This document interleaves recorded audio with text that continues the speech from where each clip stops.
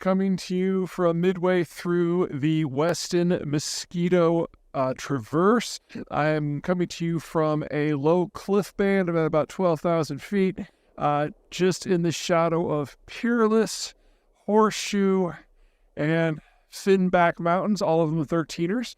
This is the Empire Amphitheater down below, and over here you can see out towards the Buena Vista Valley, which has the best Mexican in the state of Colorado. Anyway, I think everyone who follows me from Germany has written in and asked me when Germany was going to end. So I figured today would be a good day. Germans like alpine environments. Maybe this will soften the blow a little bit. Germany has 3 unsolvable problems that are going to destroy it as a modern economy and maybe even nation state over the course of the next 20 to 30 years. The first one, of course, is its trade relationship with the Russians and the Chinese. The Russians are the primary source for a lot of the raw materials that the Germans use, especially when it comes to energy. Something like 40% of the coal used to come from there. Now, the Germans have been very, very, very diligent and successful in cutting oil and natural gas from the Russian space out of their system, but it's come at an exorbitant cost, with energy prices being triple or more what they were before the war. And this is when Russian stuff is still making it to the international environment. If you remove that, prices are going to go up significantly more. And as a result, we're seeing a number of companies that are heavy into the energy space, not energy producers, companies that use energy, whether it's in ceramics or steel or petrochemicals, simply moving out because there's nothing that they can do to bring costs down. The other part of the trade issue, of course, is China. The Germans are apparently needing to learn this lesson twice, that you don't rely on authoritarian, genocidal, dictatorial, warlike countries for your trade relationships. And so their 2 big trading partners that mattered were China in terms of selling machinery to so that the Chinese industrial boom could continue, and Russia for raw materials. And the Germans have doubled down on the Chinese relationship in many ways in the first 2 years or first year and a half of the war in Ukraine. Now, there are some signs that that is starting to change, that the Germans are finally injecting some morality and some ethics, some strategic thinking into their trade relationships with the Chinese. Usually it's just been moralizing versus the United States and some of the other European countries. They're actually applying it now to some of the absolute dickhats that they've been trading with for the last 20 years and making money off of. This is good.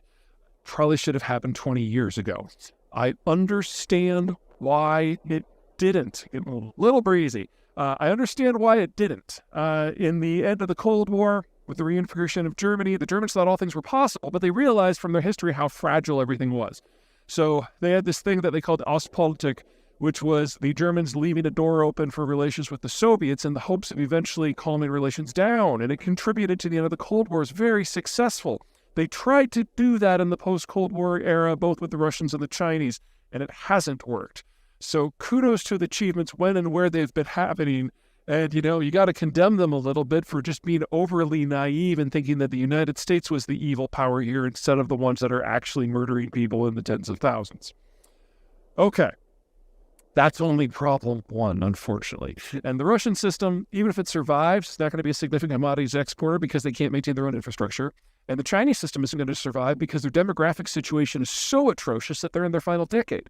So everything that has been a success for the Germans in trade for the last 20 years, that's going to go away regardless. Doesn't matter what happens with policy in Berlin at this point. Second big problem is demographics in Germany. It is among the fastest aging societies in the world. It has been on a downward spiral for over 100 years now. And by the time we get to 2030, the big pulse of people who are currently providing just huge masses of skilled laborers, because, German labor is best in the world, they're going to be retired. And so the quality of the workmanship is going to go down, the size of the workforce is going to collapse, and the capacity of the Germans to raise funds within their own system to fund their own industrial build-out and to consume what they produce will pretty much end. Some people like to look at Japan as a possible model for the Germans to follow because the Japanese have found a way to diversify their trade relations so that their demographics don't hit them quite as hard. The problem is that the Japanese have a very different model. Number one, they started this process 35 years ago, so they had a long time to make the transition. Second, the Japanese don't just outsource, they de-source. They keep the design in-house, and they build all the manufacturing capacity, well, not all of it, but a lot of it in other countries, particularly countries with good demographics, strong purchasing power, and a vested interest in Japanese security, mostly the United States. Germany doesn't have a partner like that, and certainly doesn't have the time. And because it didn't start 35 years ago, all of its industrial plant is in Germany or in countries that border Germany who only have marginally better demographics. So the entire industrial base within a decade is going to break as well. And then we get to the third problem, and that's just energy writ large. The German system is predicated on the bottomless supply of inexpensive, reliable, secure supplies of energy, primarily from the Russians. That's gone. They're now getting liquefied natural gas from the United States from, continent away. It's not that that's not reliable, but anything that can be put on a ship as opposed to via pipeline by default can go somewhere else if market and security conditions dictate. Their crude is coming from the Middle East, enough said, especially since the United States is no longer patrolling the Persian Gulf. That leaves nuclear power, which the Germans have largely shut down. And so the only thing they have left is lignite coal, which lignite plus coal produces, based on who's doing the numbers, and the Germans love to lie about their energy numbers, somewhere between 40 and 55% of their total electricity needs. Of these, the only bit that is sustainable is the lignite, because that is actually produced in Germany. And one of the great ironies of having the Green Party in the ruling coalition and in previous ruling coalitions is they have systematically dismantled a lot of the relatively low carbon sources of energy that the Germans have had, nuclear, natural gas, in favor of coal and especially lignite. So under the Greens, because of green policy, we've seen an explosion that will last decades in German carbon emissions, and there's really no way around that. Yes. They have spent something like $2 trillion now building up the power network and putting in solar and wind, but I don't know if any of you have ever been to Germany, but the sun doesn't shine in Germany. In terms of reliable output, when people actually use the electricity, Germany only gets about, I think it's 8 to 11% of their electricity from green sources. Now, they will tell you that it's 40 to 70% based on the season, but what they're not telling you is how they collect the data. So, if you are in Germany and a little bit of electrons comes in from wind or solar, that has to be fed into the system regardless of what the price point happens to be. And if you've got a lignite facility that you're leaving on because it takes more than 24 hours to spin the thing up and down, and when the sun goes down and the solar goes away, the lignite has to be there to keep the lights on, well, you don't count the electricity that it generates during the day. You only count the solar and wind. And if you're in August when all the Germans are on vacation and the sun actually finally is shining, all of those electrons have nowhere to go. So you dump them into France, Poland, and the rest. You count those too. If you actually count what power is generated and what is used when it is used, you're talking only about 10% green. So if something happened to those other supplies, Germany shuts down. Or it uses lignite. And so it's using lignite. Put these three things together, there's no way this is a sustainable system.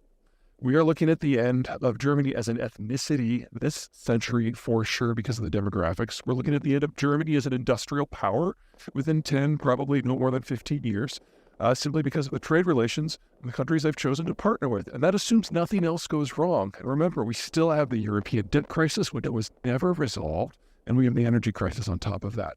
So I'm sorry, guys. I wish I had better news, but this is a really, really, really ugly story that's been a very long time coming. And most of us are going to live to see the end of Germany. Oh, one more thing on Germany. Oh, yeah, other side of the ridge. This is the cliff band for Horseshoe Mountain, and that's 4 Mile Canyon behind me, looking out towards South Park. Yes, that's South Park. Anyway, in a lot of my work, I've expressed a lot of concern that when the Germans really do feel the pressure from China, from the Americans, from the Russians, from energy, all of it, demographics, that they're going to lash out. Because some of the things that they do need, they can't achieve via military means. It would be ugly. A lot of those things are in Russia, and we know how that went the last time. But it's not impossible. I'm not as concerned about that anymore. One of the things that happened early in the Ukraine war was with Nord Stream on September 1, the Russians shut down that pipeline. That's the one that was the primary source of natural gas for the Germans. And they told the Germans publicly, we're not going to turn this on unless you change your mind on Ukraine. Either you stab Ukraine in the back and make sure NATO can't function, in which case you could have your energy again and maintain your modernity, or we're going to leave this off and you're going to deindustrialize and you'll no longer be modern. So you can be Western or you can be modern. You can't be both. And the Germans chose to be Western. They chose the energy crisis rather than give in. And after the last 30 years of siding with the Russians on every energy and security issue that mattered, that was a big deal. That was not expected, certainly not by me. And I don't think the Germans get enough credit for that. But it does suggest that when the rubber hits the road, the Germans may be really serious about choosing morals and ethics over convenience and wealth. And if that's the case, unlike the Russians, the Germans may very well pass into this good night quietly.